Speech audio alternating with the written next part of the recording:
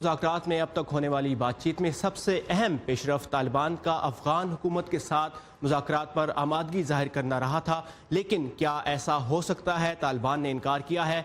बात करेंगे सीनियर तज्ज़ियाकार जहांगीर खटक से जो न्यूयॉर्क से हमारे साथ हैं। जहांगीर साहब, तालिबान की तरफ से बयान आया कि काबुल हुकूमत के साथ मुज़ाकरात के हवाले से उनकी पॉलिसी तब्दील नहीं हुई और ना हो सकती है। अफगान अमन के लिए कितना ज़रूरी है कि काबुल हुकूमत और अफगान तालिबान एक ही मेज़ पर बैठें?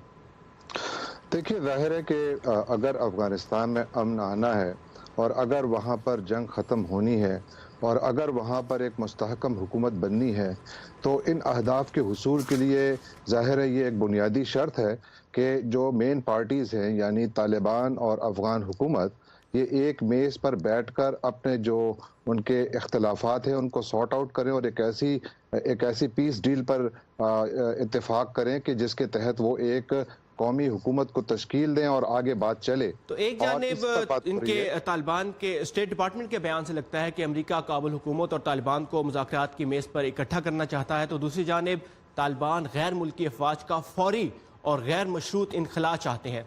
तो बज़ाहिर अमेरिका और तालिबान के दरमियान कोई कॉमन ग्राउंड दिखाई देता है आपको? मेरा ख्याल है कि देखिए, हमें इस वक्त इस स्टेज पर थोड़ा ज़रा मोहतात रहना चाहिए। फ़िलहाल हमें ज़्यादा एक्सपेक्टेशंस इस हवाले से नहीं रखनी चाहिए क्योंकि ये एक इंतहाई पेचीदा अमल है और आप देखिएगा कि आने वाले दिनों में ये मुज़ाकरात शायद कुछ अरसा चलें, क्योंकि इसमें काफ़ी अफ़गान मसला आज से 15 साल पुराना सीधा साधा मसला नहीं है। अब इसमें काफ़ी पेचीदगियाँ आ गई हैं और इसलिए इसके हल में भी उतना ही टाइम दरकार होगा। उसके अंदर सालों तो नहीं लगेंगे यकीनन, लेकिन ये कि मुज़ाकरात के कुछ और राउंड चाहिए होंगे क्योंकि 3 इख्तलाफी नुक्ते हैं।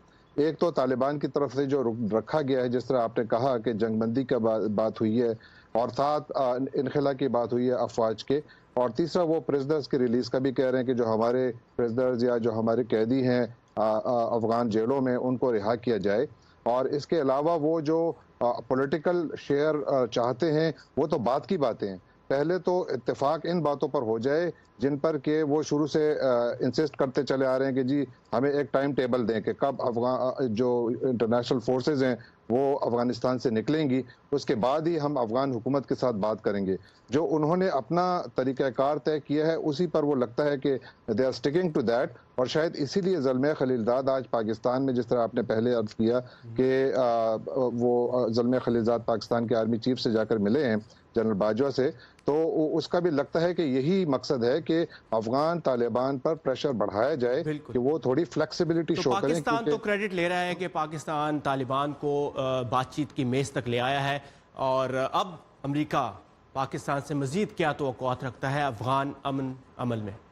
देखिए, पाकिस्तान को बिल्कुल ये क्रेडिट देना भी चाहिए कि पाकिस्तान ही ने एक बड़ा बुनियादी किरदार अदा किया है और आने वाले दिनों में भी पाकिस्तान ही शायद इस जो मसले की एक कुंजी है शायद वो निकाले, और जो प्रेशर अमेरिका की तरफ से पाकिस्तान पर है वो मेरा ख्याल है जारी रहेगा क्योंकि अमेरिका अपने हदाफ हासिल करना चाहता है। अभी ये एक बड़ा सवाल है कि पाकिस्तान का कितना असर है तालिबान पर और वो किस हद तक तालिबान को इस बात पर मजबूर करने में या कायल करने में कामयाब हो जाता है कि वो ज़्यादा फ्लेक्सिबिलिटी शो करें ताकि इन मुज़ाकरात में कुछ आगे पेशरफ्त हो।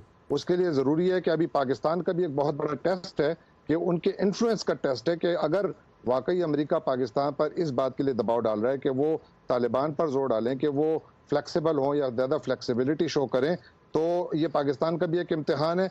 और दूसरा ये है कि इन मुज़ाकरात से हमें फौरी नताइज की तवक्को नहीं रखनी चाहिए। हाँ, ये ज़रूर है कि ये अफ़गान हालिया तारीख में एक पहला मौका है कि पीस की या अमन की एक बहुत अच्छी किरण सामने आई है, और तमाम शायद एक रोड मैप की तरफ बात बढ़ रही है। चाहते हैं कि 17 साल जंग जो है इसका खात्मा हो और ये अफगान अमन का जो एक ख्वाब देखा गया है इसको मंतकी अंजाम तक पहुंचाया जाए। जहांगीर खटक हमारे साथ थे न्यूयॉर्क से। Thank you Jahangir.